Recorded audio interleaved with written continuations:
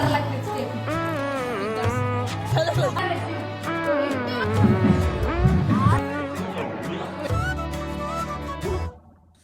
Guys, welcome back to my channel. അപ്പോൾ ഇന്ന് ഞങ്ങൾ എവിടെയാണ് വെച്ച് കഴിഞ്ഞാൽ അമ്മാമ്മൻ്റെ വീട്ടിലാണ്.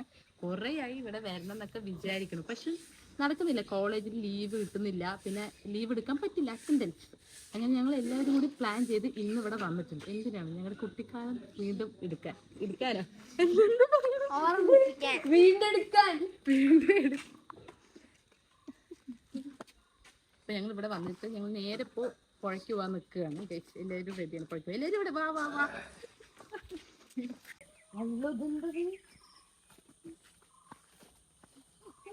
ഞങ്ങളുടെ പുഴയ്ക്കുള്ള വഴി.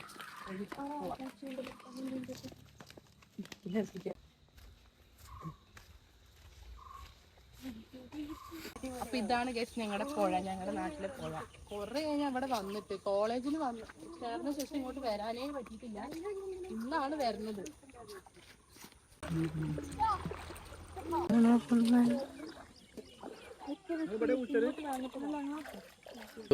നമ്മുടെ പുഴത്ത് കുളിയൊക്കെ കഴിഞ്ഞിട്ടുണ്ട്, പക്ഷെ നല്ല വിശപ്പുണ്ട്. വീട്ടിൽ പോയി എന്തെങ്കിലും ഫുഡ് കഴിക്കും. നമുക്ക് വീട്ടിൽ പോയി ഫുഡ് കഴിക്കാം. അപ്പൊ കഴിച്ച് നമുക്ക് ഫുഡ് കഴിക്കാം. നല്ല ഇഡ്ഡലിയും തക്കാളി ചമ്മന്തി, നല്ല തേങ്ങാ ചട്നിയും ഉണ്ട്. പിന്നെ കൂടെ കുടിക്കാൻ ഒരു പാൽച്ചായ.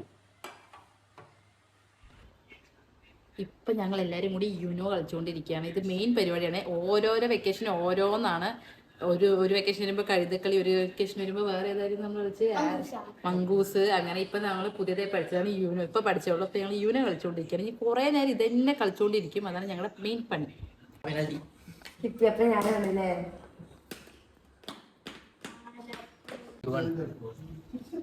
First, second, third, fourth, fifth,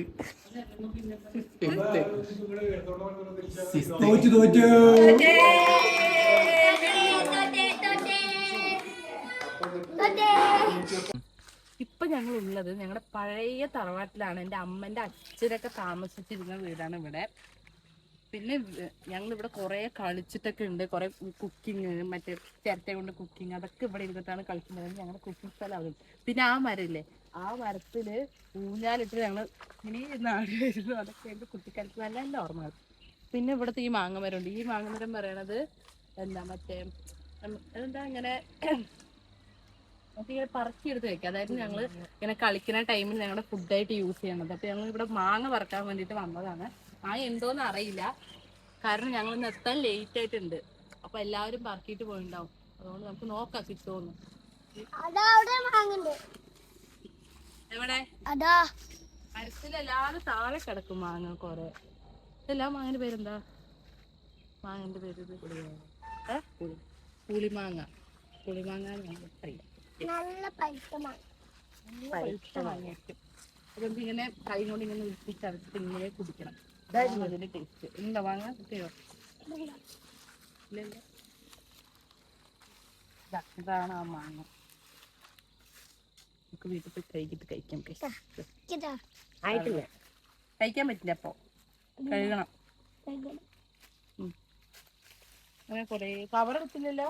മാങ്ങ വറക്കാൻ. ഓക്കെ, ശരി, ബൈ. ഇങ്ങനെ തറവാട്ടിൽ പോയിട്ട് മാങ്ങയൊക്കെ വലിച്ച് വീട്ടിൽ വന്നപ്പോഴോ ഉച്ചത്തെ ഫുഡ് റെഡി. ഉച്ചയ്ക്ക് നല്ല സാമ്പാറും ചോറും നല്ല അങ്ങനെ ഒരു സദ്യ ഉണ്ടായിരുന്നു. അതുകൊണ്ട് നമുക്കൊരു സ്ഥലം വരെ പോകാനുണ്ട്. അതിനാണ് ഈ ഒരുങ്ങിക്കെട്ടിരിക്കുന്നത്. ഇന്ന് ഞങ്ങളുടെ നാട്ടിലെ പൂരമാണ്.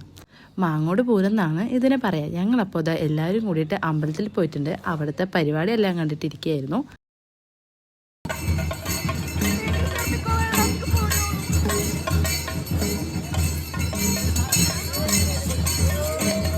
അങ്ങനെ പൂരമൊക്കെ കണ്ട് പൂരത്തിന് പോയ ഐസ്ക്രീം നിർബന്ധമാണല്ലോ.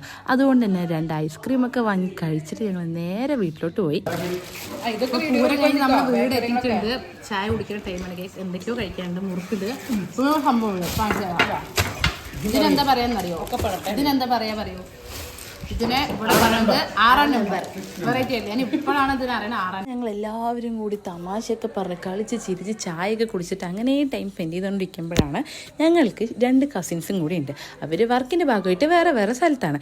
അപ്പോൾ അവർ നല്ലപോലെ മിസ് ചെയ്യും. ഞങ്ങൾ വീഡിയോ കോൾ ചെയ്ത് സംസാരിക്കുകയാണ്. ഇതാണ് ആ ഒരു കസിൻ. ഇങ്ങനെ തന്നെയാണ് കുട്ടിക്കാലത്ത് എല്ലാവരും ഒപ്പം ഉണ്ടായിരുന്നു. ഇപ്പോൾ വലുതായപ്പോൾ എല്ലാവരും വേറെ വേറെ സ്ഥലത്ത് നമ്മുടെ ജോലീൻ്റെ ഭാഗമൊക്കെ ആയിട്ട് അങ്ങനെ ഞങ്ങൾക്ക് പറ്റുന്ന സമയത്തൊക്കെ ഞങ്ങൾ കൂടാൻ നോക്കാറുണ്ട്. അങ്ങനെ പിന്നെ നൈറ്റ് ആയപ്പോൾ ഇവളുടെ വീട്ടിലോട്ട് പോകാൻ നിൽക്കുകയാണ്. അവിടെ പോയിട്ട് എല്ലാവരും ഒന്ന് കണ്ട് അന്വേഷണമൊക്കെ പറഞ്ഞ് അവിടെ പോയപ്പോൾ അവൾ കൊറോണ ടൈമിൽ ചെയ്തിട്ടുള്ള എല്ലാ ക്രാഫ്റ്റൊക്കെ എടുത്ത് വെച്ചിട്ടുണ്ടായിരുന്നു. അതൊക്കെ നല്ല രസമുണ്ടായിരുന്നു. ഇപ്പോൾ വീഡിയോ കോൾ വിളിച്ചപ്പോൾ ഒരു ഏട്ടനെ കണ്ടില്ലേ, ആ ഏട്ടൻ നാട്ടില്ലാത്തതുകൊണ്ട് തന്നെ ഈ വണ്ടി ഒന്നും സ്റ്റാർട്ടാക്കാറില്ല. അതുകൊണ്ടുള്ള സ്റ്റാർട്ടിങ് ട്രബിൾ ഇഷ്യൂ ആണ് ഈ വണ്ടിക്ക്. അപ്പോൾ ഞങ്ങൾ എങ്ങനെയൊക്കെയോ സ്റ്റാർട്ടാക്കിയിട്ട് അങ്ങനെ വീട്ടിലോട്ട് പോയി. ഇവരുടെ കൂടെ ആണെങ്കിൽ എപ്പോഴും ചിരിക്കാൻ മാത്രമേ സമയം ഉണ്ടാവുള്ളൂ. അങ്ങനെ ഞങ്ങൾ വീടെത്തിയിട്ട് വീണ്ടും ഞങ്ങൾ സ്ഥിരം ഗെയിമാണ് യൂനോ, അത് കളിക്കാനിരുന്നു. ചെറുപ്പത്തിലൊക്കെ പൊത്തിക്കളി അങ്ങനെ ഇങ്ങനെ ഒരു കുറേ കളി കളിക്കും. ഇപ്പോൾ തള്ള വൈബായതുകൊണ്ട് ഓടി കളിക്കണ പരിപാടിക്കൊന്നും വയ്യ. അതുകൊണ്ട് ഇരുന്നിട്ട് ഞങ്ങൾ എല്ലാവരും കൂടി അങ്ങനെ യൂനോ കളിക്കാനിരുന്നു. എല്ലാവരും നല്ല കളീൻ്റെ ഹരത്തിലാണ്. ഈ കളിക്കുന്ന വലിയവർക്കൊന്നും വലിയവരാണെന്നുള്ള ചിന്തയൊന്നുമില്ല. ചെറിയ കുട്ടികളെ പോലെ തന്നെയാണ്. നല്ല തല്ലൂട്ടമൊക്കെ ഈ കളീൻ്റെ ഇടയിൽ വരും. കുറെ തല്ലൂടിന്റെ അഭിപ്രായ വ്യത്യാസത്തിന്റെ ഭാഗമായിട്ടാണ് അവൾ ഇരുന്ന് കരയുന്നത്. കണ്ടില്ല, ഞങ്ങളൊക്കെ ഇത്ര വലുതായെന്ന് പറഞ്ഞിട്ടും കാര്യമില്ല, അവിടെ ആ ചെറിയ കുട്ടീനെ കരയിപ്പിച്ചിട്ട് ഞങ്ങൾ കളിക്കണത്. എൻ്റെ ലൈഫിൽ എനിക്ക് കിട്ടിയ ഏറ്റവും വലിയ ഭാഗ്യമാണ് കേട്ടോ ഈ ഫാമിലീസ് എന്ന് പറയുന്നത്. എൻ്റെ അച്ഛൻ്റെ വീട്ടിലാണെങ്കിൽ അമ്മയുടെ വീട്ടിലാണെങ്കിൽ എനിക്ക് കുറേ ഫാമിലി മെമ്പേഴ്സ് ഉണ്ട്. ഞങ്ങളൊരു ജോയിൻറ്റ് ഫാമിലിയാണ്. അതുകൊണ്ട് തന്നെ എൻ്റെ ലൈഫ് വളരെ ഹാപ്പിയാണ്.